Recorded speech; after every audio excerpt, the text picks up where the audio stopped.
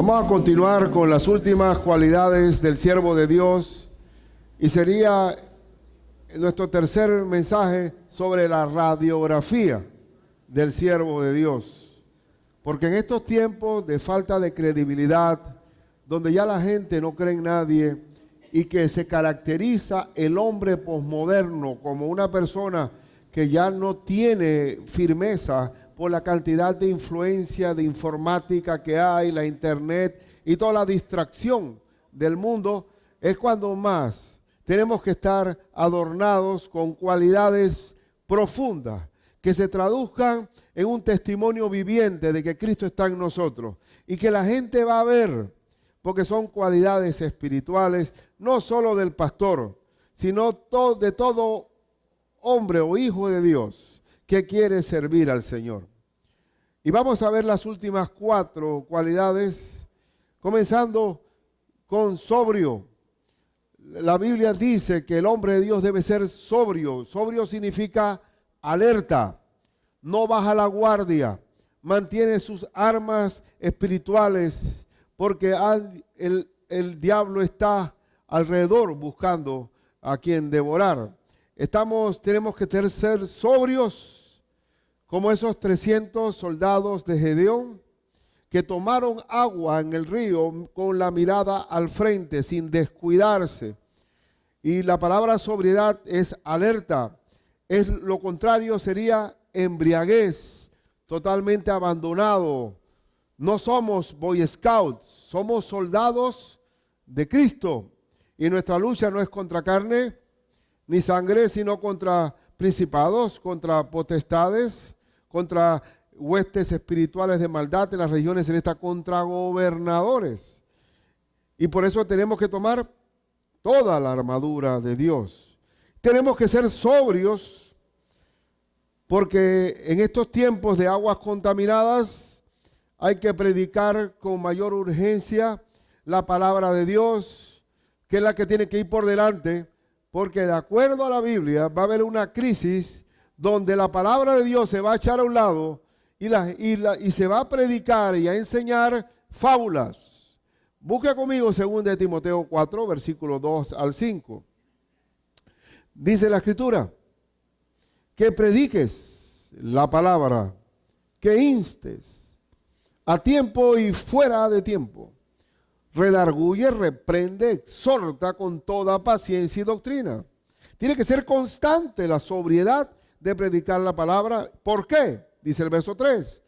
Porque vendrá tiempo cuando no sufrirán la sana doctrina, sino que teniendo comezón de oír picazón, se amontonarán maestros conforme a sus propias concupiscencias. La gente quiere escuchar salud, dinero y amor. Es igual del mercado, pues el horóscopo. Y ellos quieren escuchar predicadores que le digan que va a ser una vida romántica y flores sin espinas. Pero la Biblia me enseña a mí que eso es el tiempo final y por eso que tenemos que ser sobrios. Y dice el verso 4, y apartarán de la verdad el oído y se volverán a las fábulas, al mundo fabuloso de Walt Disney. Ellos no quieren oír la verdad, no quieren, están tan distraídos en 1000 cosas. Pero tú, sé sobrio en todo. No te relajes, no abandones. Tú te haces en una militancia, en un combate. Soporta las aflicciones. Como buen soldado de Cristo, haz obra de evangelista, cumple tu ministerio. Hay que tener sobriedad en estos tiempos, porque los tiempos son de fábulas, de engaños. Hermano, mi hermana Edel me dio un artículo de Josh McDowell sobre la influencia de la internet en estos tiempos. Y tenemos que nuestros hijos saben mucho más de la mundanalidad que nosotros mismos. Las redes sociales, la internet, con un clic de computadora, criminales entran a nuestras casas para pervertir sus mentes, llevándolo a un desenfreno sexual, a conocer de inclusive prácticas sexuales que nunca nosotros nos hubiéramos atrevido a enseñarle.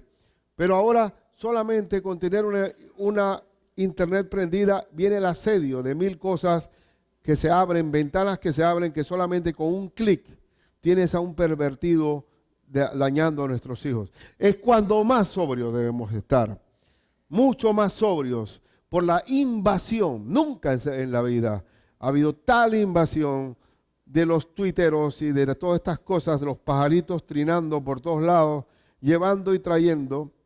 Pero tenemos que estar totalmente sobrios. Tienes tu responsabilidad con tus hijos, te hace estar sobrio. Y esa cuestión de la influencia americana que dice, no te metas en mi cuarto porque mi cuarto es territorio aparte, una embajada.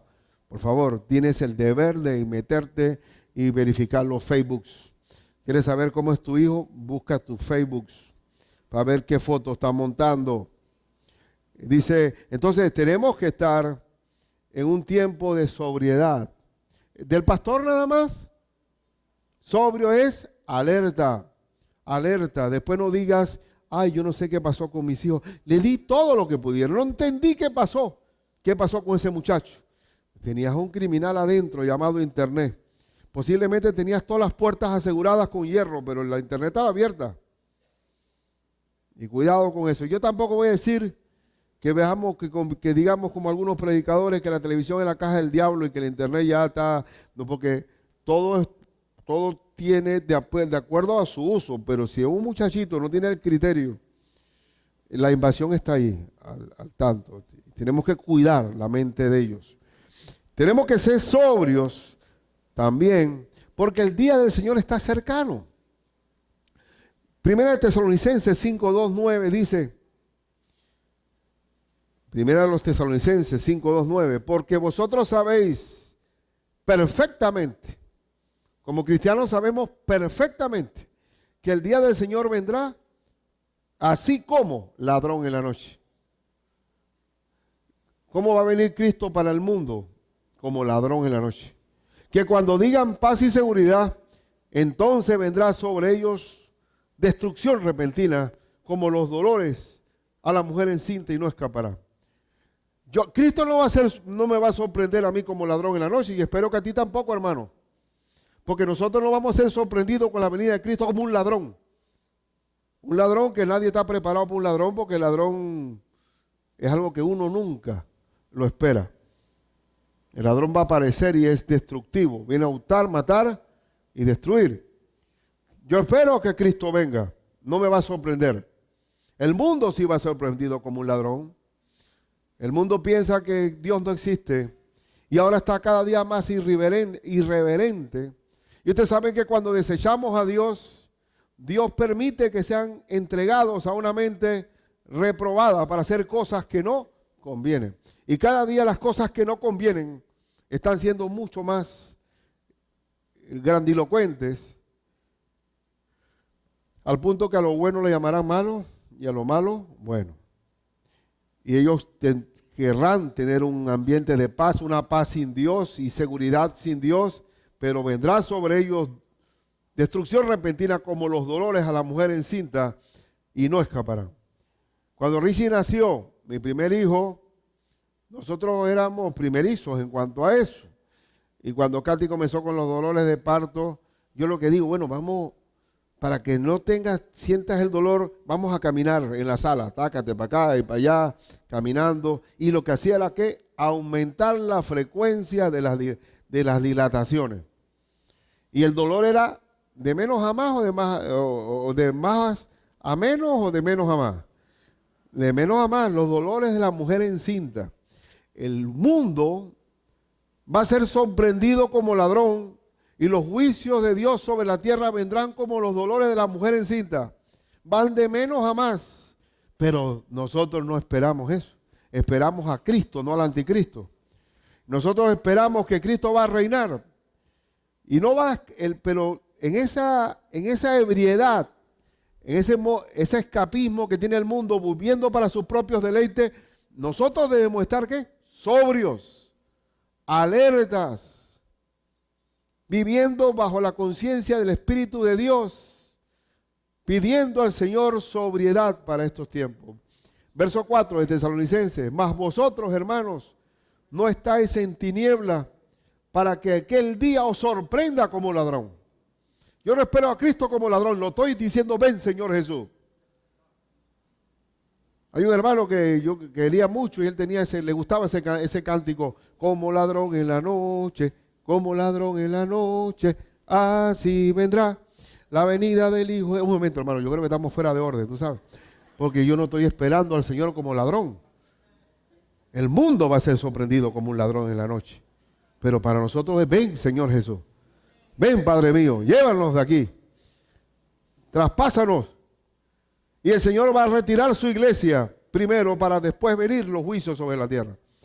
Él retiró a Noé primero y después vino el diluvio. Retiró a Lot y vino el Sodoma y Gomorra y la destrucción. Siempre Él retira a su gente primero. Así como los americanos cuando van a hacer una guerra sacan primero a su gente. Nosotros también. Cristo primero saca su pueblo. Su pueblo. Porque dice el verso 5, porque todos vosotros, sois hijos de luz e hijos del día. No somos de la noche ni de las tinieblas. Nosotros no nos gusta la oscuridad. Nosotros no estamos buscando una discoteca oscura que nadie sabe ni todos se ven bonitos, porque en la noche todos los gatos son pardos. Y ahí se forma un lío y en lo oscuro metí la mano, en lo oscuro metí los pies, a lo oscuro hice mi lío, a lo oscuro lo desaté. La oscuridad, pero nosotros no somos de oscuridad. Cuando estábamos en la verbena en la secundaria, oye, nada más se iba el director y clácate, se apagaban las luces para que el baile fuera oscuridad total. Pero nosotros somos del día. Andamos de día, no de noche. El hombre rechaza a Dios porque quiere vivir en su oscuridad. A lo oscuro meter la mano y a lo oscuro hacer todo su deleite. Pero somos del día, no estamos ebrios como el mundo. Así que, ¿por qué nos vamos a deslizar? Cristo viene. Seamos sobrios. Porque dice el verso 6, por tanto, no durmamos como los demás, sino velemos y seamos sobrios. No durmamos. Para el mundo, Dios no está ahí, pero para nosotros sí.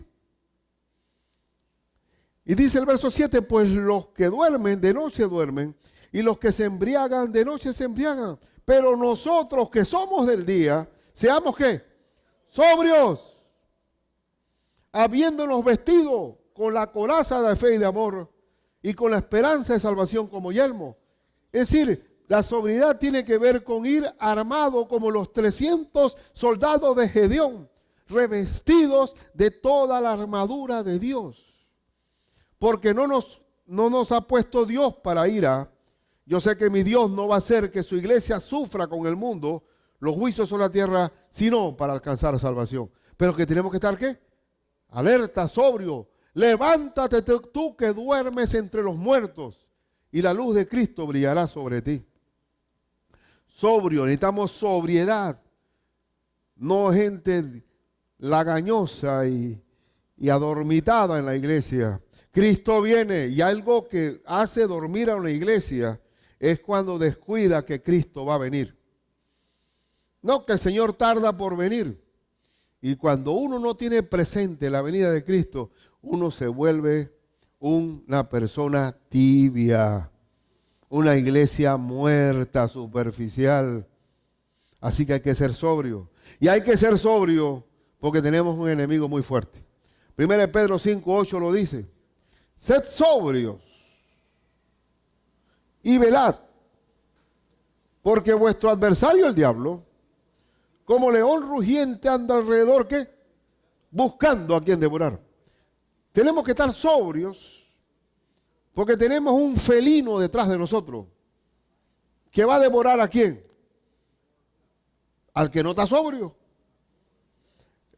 Me dicen los hermanos en Nove, cuando nosotros tuvimos 5 años entre los Nove, que el tigre, cuando hay varios, el tigre ya va pisando las huellas del más flojo, el cobarde, el descuidado, y lo conoce por las huellas.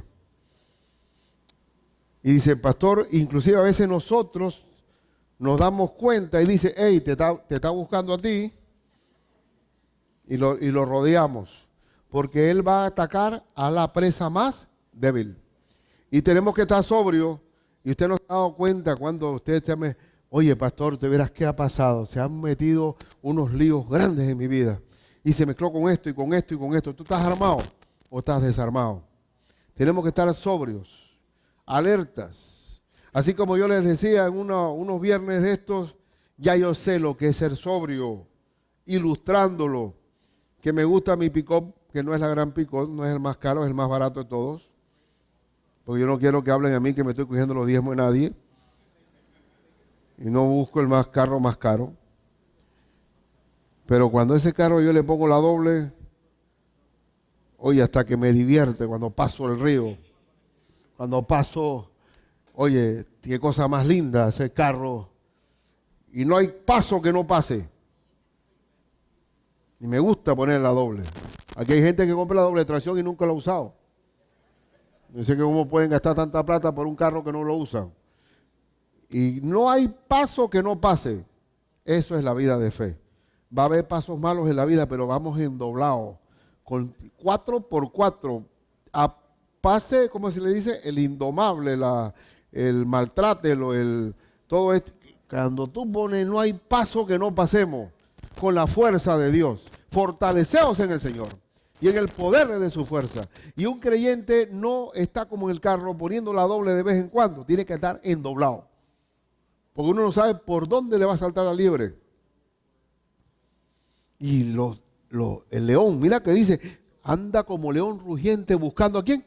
Devorar. Y usted busca en National Geographic y vea porque el león no caza, ¿quién le caza? La leonisa, la leona es la que caza. El vago ese está esperando que llegue pero tú agarras a la leona, ya está ahí así, se queda rato mirando. Una capacidad y una paciencia. Ya cuando ruge, estás listo para la foto. El león, cuando tú le oyes el rugido, ya bendice los alimentos del león. Estás listo para la foto. Ya tú estás rugiendo. Y yo te digo una cosa. El diablo está como adversario alrededor buscando ¿a quién? Devorar. Y él tiene toda la paciencia. Y él conoce, él dice que debemos estar revestidos de toda la armadura de Dios para poder soportar todas las acechanzas del diablo, el acecho. Esa paciencia de felino que tiene para poder... Cuando te cae encima ya, goodbye. Si yo no sé, pastor, ¿qué ha pasado? Y bueno, estás todo aruñado y mordido. ¿Por qué? Porque tenemos que estar revestidos de toda la armadura de Dios. También, el hombre de Dios debe ser santo. Parece una palabra sopeteada. Pero recordemos bien, y usted lo sabe perfectamente, que bíblicamente el santo no es aquel que se santifica después que se muere. Santos somos todos los que hemos sido ya sellados por el Espíritu Santo y su presencia. Una vez recibimos al Señor, el Espíritu Santo vino ¿qué? A morar permanentemente en nosotros. La santidad es posible no por nosotros, sino por el Espíritu Santo que mora en nosotros. ¿Qué es lo que hace que seamos ¿qué? Nueva criatura? Las cosas viejas pasaron y aquí todas son hechas nuevas.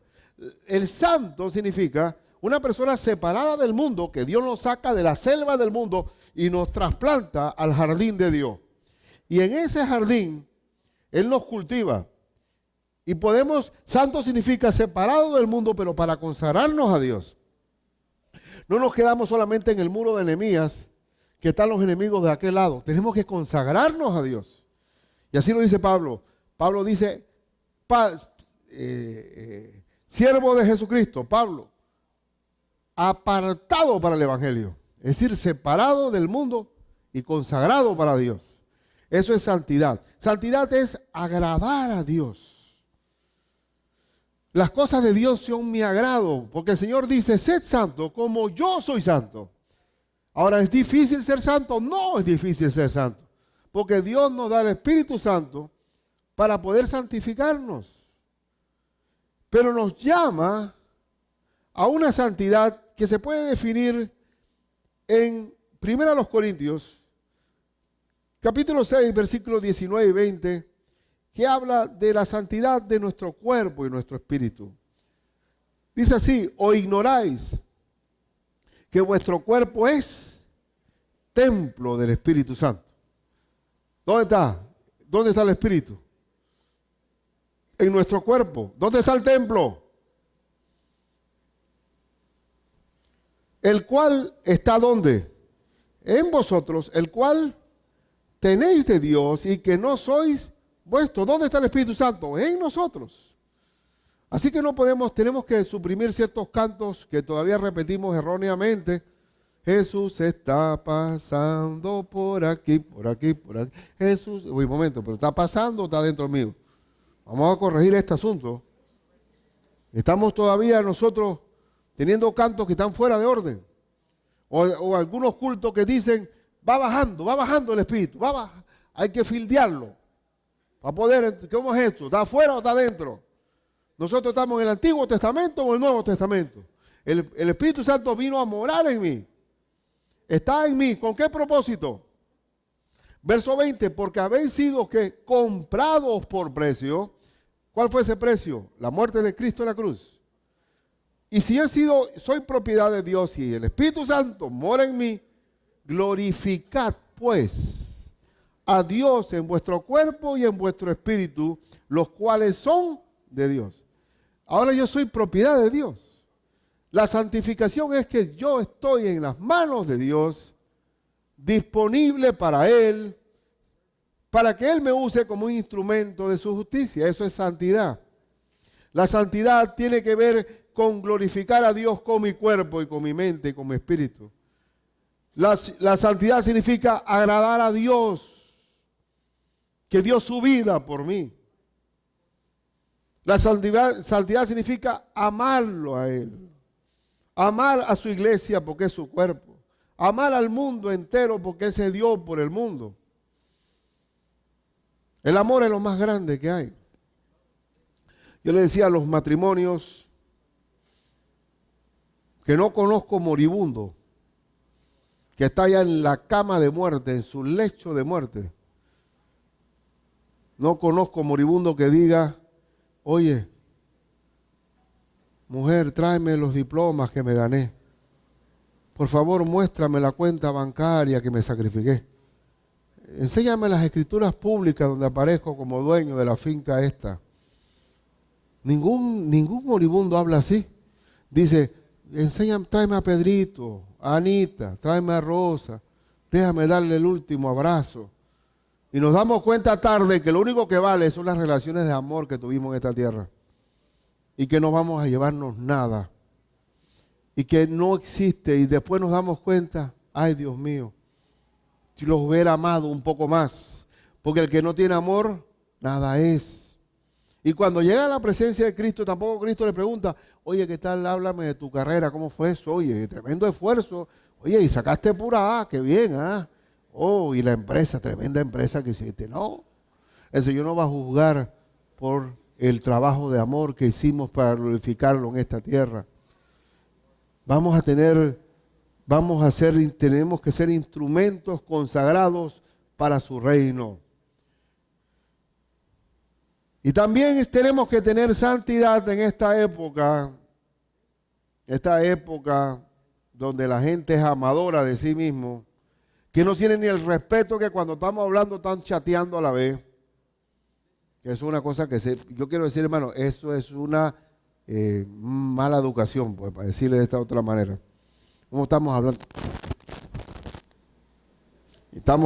Yo te invito, oye, ven acá, ¿qué es esto?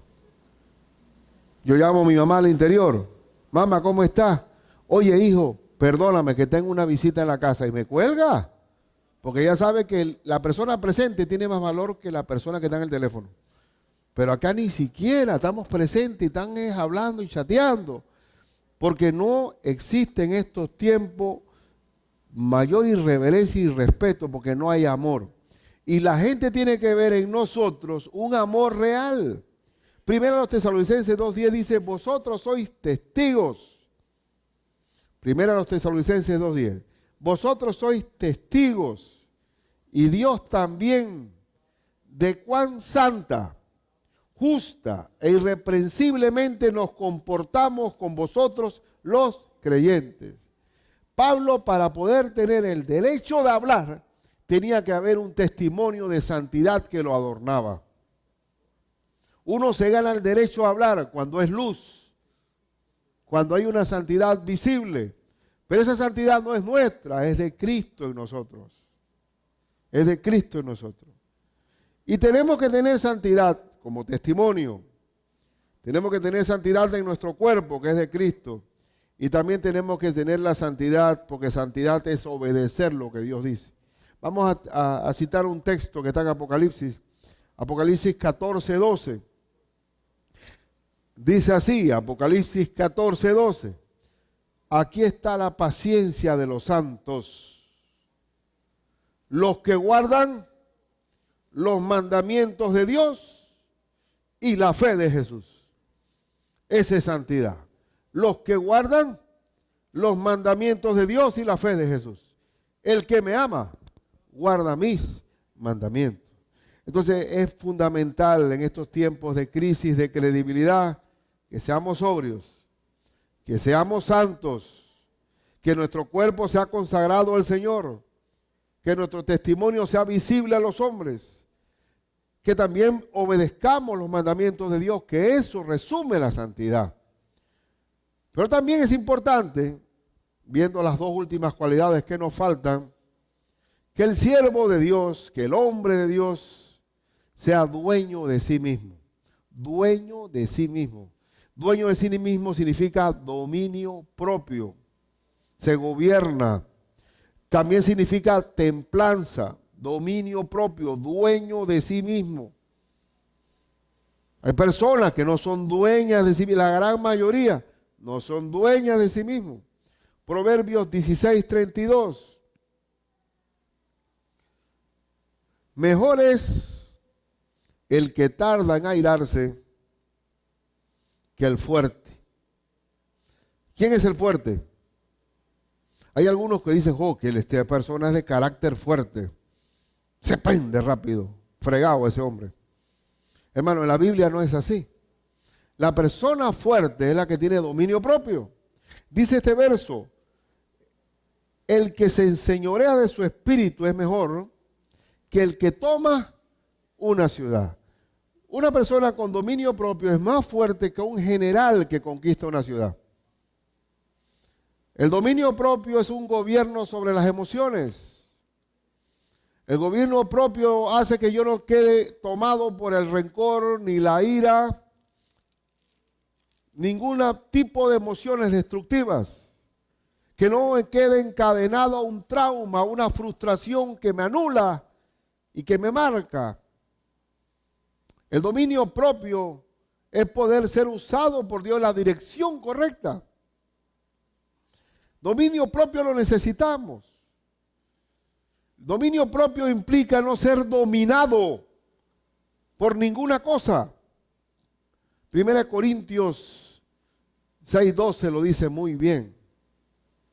Pues mira los Corintios 6:12, dice, todas las cosas me son lícitas, mas no todas convienen. Ah, no, pero ustedes los evangélicos, ustedes les prohíben tomar trago. Ustedes les prohíben de tal cosa. A nosotros nos prohíben, hermano. La Biblia dice, todo me es lícito. No hago las cosas porque se me prohíban, no es porque sea lícito, sino que no todo que conviene. Una persona embriagada, ¿conviene que esté borracha o sobria? Me conviene estar sobrio. Yo soy muy cafetero.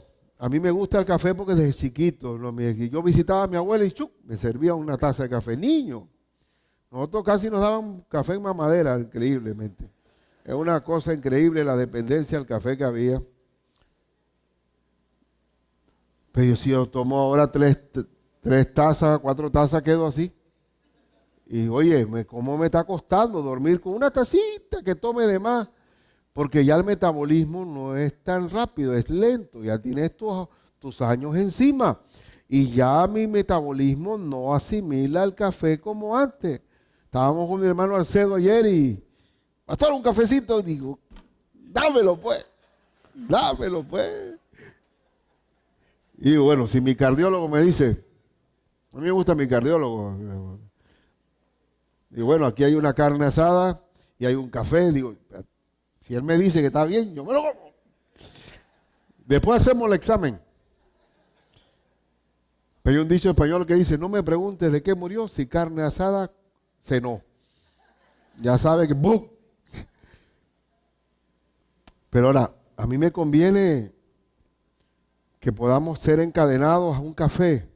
Cualquier cosa que nos domine hace que mi cuerpo no glorifique a Cristo, ni esté útil para servir a otros. Todas las cosas me son lícitas, mas no todas convienen. Todas las cosas me son lícitas, mas yo, esto es la parte importante, no me dejaré dominar de ninguna. Eso se llama ser dueño de uno mismo. No dejarse dominar de la televisión, de las telenovelas, encadenarse a cosas que te marcan, de la internet.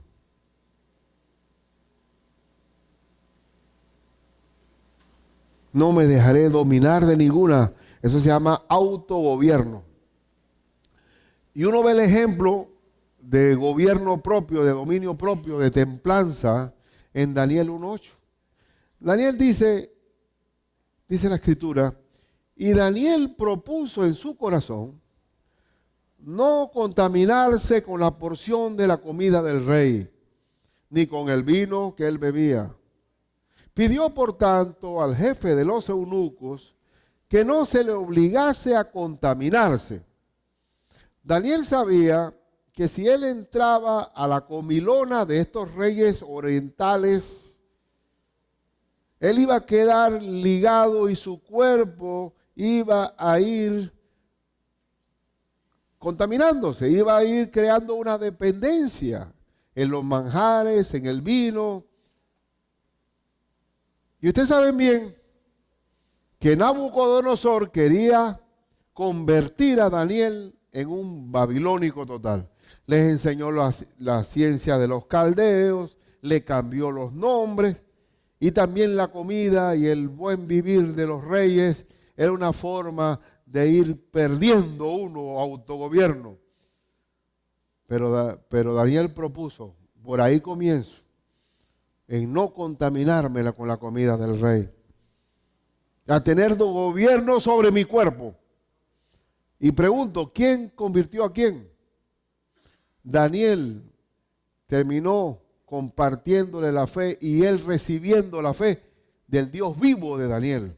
Nabucodonosor, ahí está el testimonio de Nabucodonosor, en los 7 años que estuvo comiendo hierba como un animal y que le crecieron las uñas, después Nabucodonosor reconoce el único Dios viviente.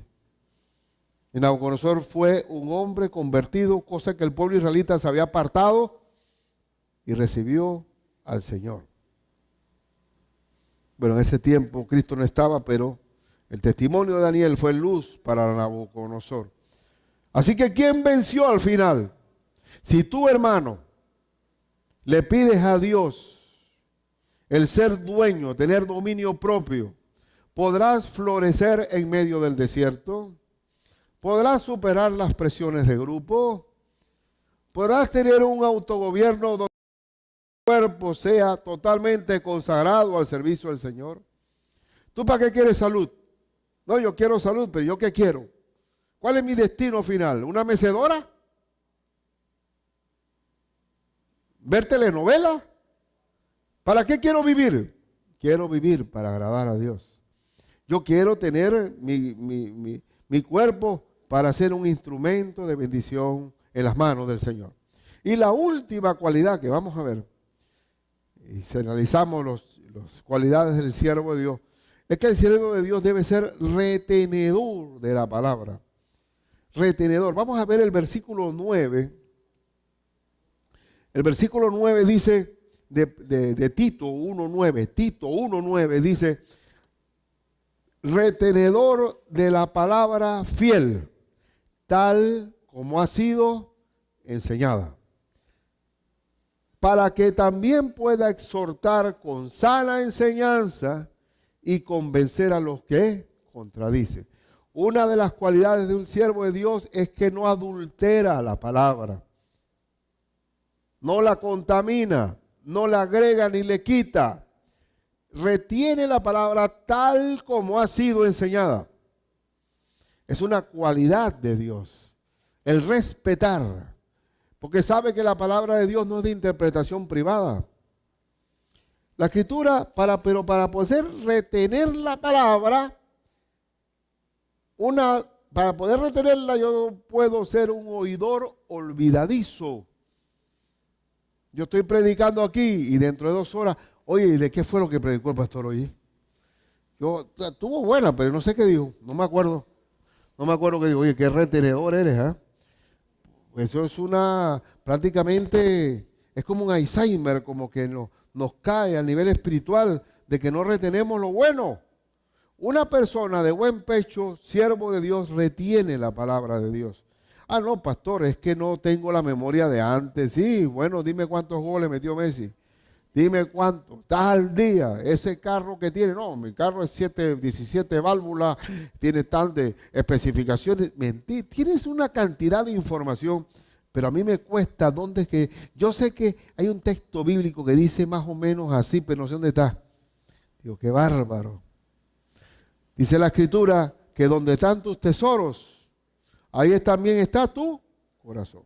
Y si tú puedes memorizar promedios al bate de las grandes ligas, pues quién va de primero en la liga española y un montón de cosas, tú puedes retener la palabra de Dios. Retenerla, es importante retenerla. Yo me esfuerzo por memorizar los textos bíblicos. Me comienzo a practicar ahí dándole. Y cuando lo aprendo y lo memorizo y lo retengo, así mismo esa palabra tiene un efecto sobre los demás. Léanse Santiago 1:25. Dice, Santiago 1:25, mas el que mira atentamente en la perfecta ley, medita atentamente en la perfecta ley, la de la libertad, y persevera en ella, no siendo oidor olvidadizo, sino que hacedor de la obra, este será bienaventurado ¿en qué? En lo que oye, en lo que hace. Porque la palabra de Dios no solamente es oírla, sino hacerla. Cristo lo dijo, el que oye mis palabras y las hace, le compararé a un hombre prudente que edificó su casa sobre la roca. Es hacerlo, lo importante es hacer. Si tú quieres que se retenga una palabra, la palabra de Dios tienes que obedecerla. Si no la obedeces, no la aplicas, se te olvida. Porque toda enseñanza, para que sea retenida, tiene que aplicarse. Yo te pregunto a ti, tú diste álgebra en la secundaria, yo di álgebra en 4º año. En 5º di trigonometría, en sexto cálculo. ¿Tú crees que yo me acuerdo de algo de eso? No tengo ni la menor idea qué pasó ahí en esos 3 años.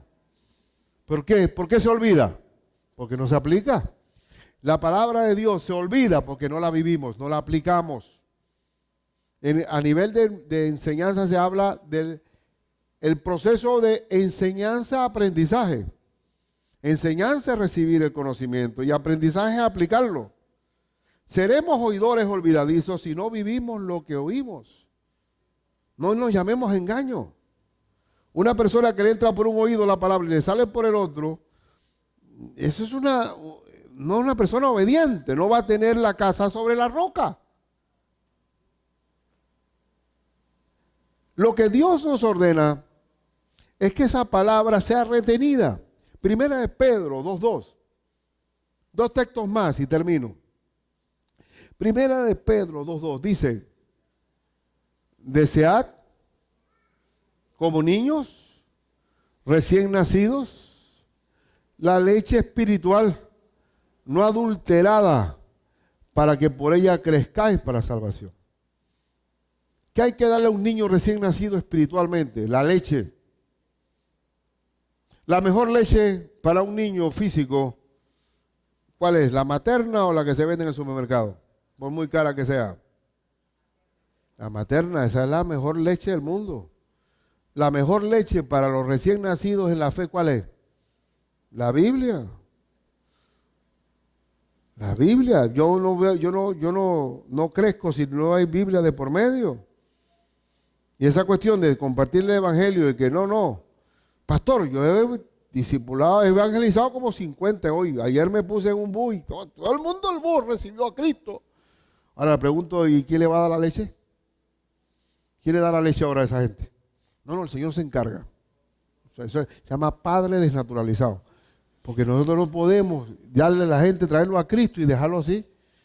¿Usted sabe la diferencia entre el primer mundo y el tercer mundo? ¿Cuál es? Hay una sola diferencia entre el primer mundo ordenado y desarrollado con el tercer mundo subdesarrollado. Una sola diferencia.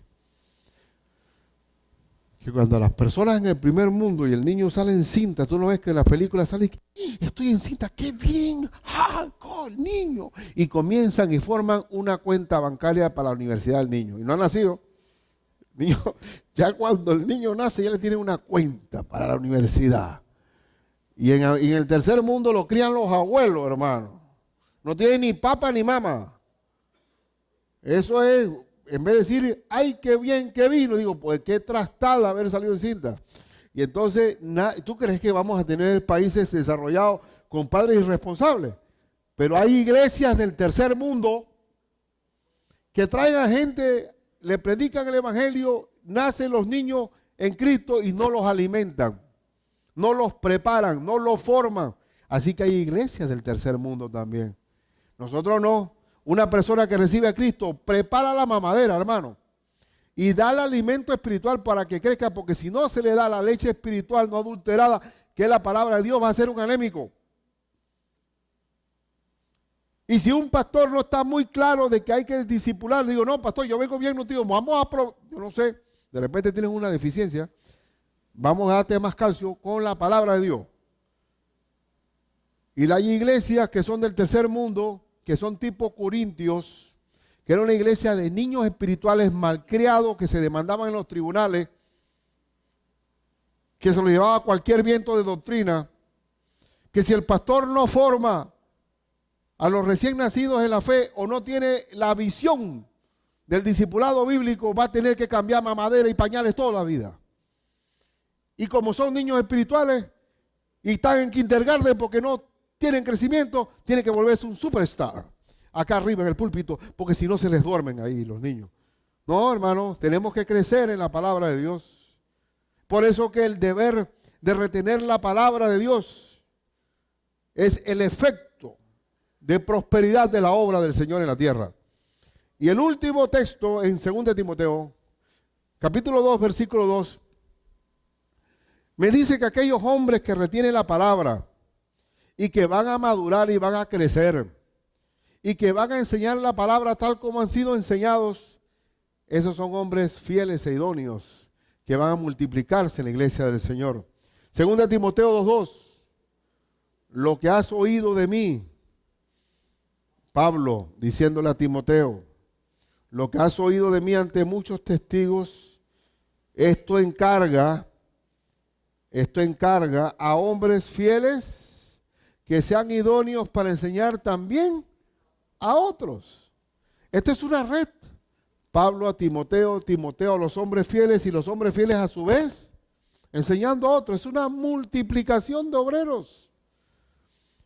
Pero el requisito para encargarle un alma a otra persona es que tenga la capacidad de Dios de retener la palabra y enseñarla sin adulterarla. ¿De dónde usted cree que salieron las sectas? Los testigos de Jehová, made in USA, allá en la Atalaya, en Nueva York. ¿De dónde salieron? De ahí mismo, de la iglesia. De las iglesias del Señor, de una iglesia metodista salieron los testigos de Jehová. ¿Qué fue lo que pasó allí? Se desviaron. No retuvieron la palabra de Dios tal como está concebida. Nosotros tenemos que aprender a ser fidedignos. Y como le dijo el Señor a Josué, no te apartes ni a izquierda ni a derecha, para que te vaya bien y todo prospere. Como dice el Salmo también, uno. Y yo estoy seguro absolutamente que no tengo temor como pastor a nada si yo me mantengo fiel a la Escritura, porque está Cristo hablándonos a nosotros directamente. Así que estas cualidades del siervo de Dios, esas son las cualidades de un hombre de Dios. Esas son las cualidades. Vamos a orar en el nombre de Cristo.